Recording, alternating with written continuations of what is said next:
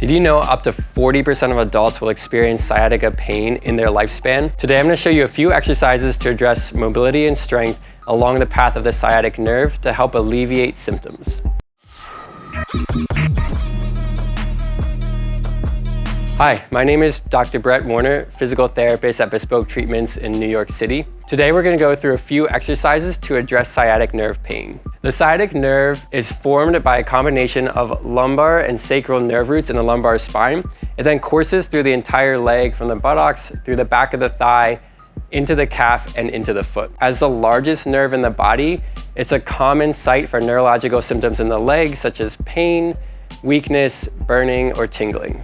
Sciatica is an umbrella term for pain along the sciatic path, and it can be caused by many different unique situations and activities, though it's commonly felt with people who need to sustain awkward positions for work, sit for long periods of time, or lift a lot of heavy objects.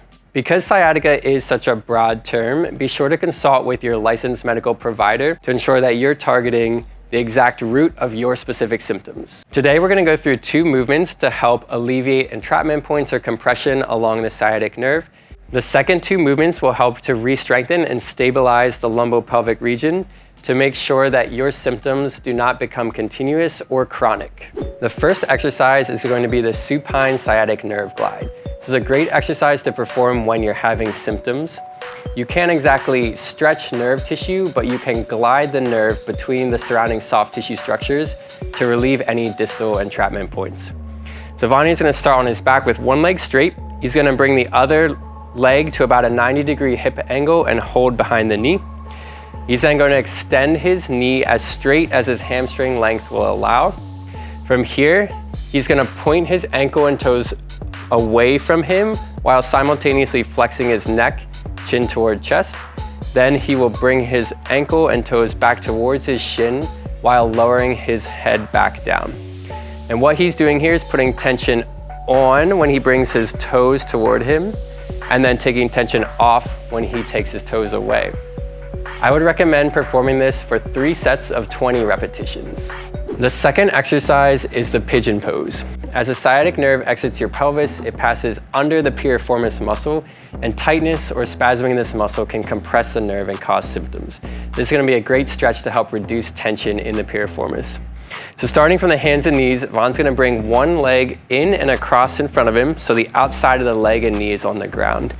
He's going to sink his bottom back behind him towards the ground while stretching his other leg behind him. In this variation, I'm going to have Von extend his lower back with his elbows straight to get a nice lumbar extension with the stretch through the glute. This is especially healthy if you have discogenic causes such as a bulging disc or a herniated disc. I would recommend performing this for 30-second holds 3 times. The next exercise we're going to do is the prone isometric back extension.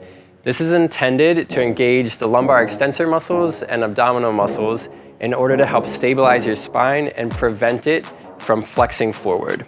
So, Von's going to start on an elevated surface like a bench or the edge of your bed.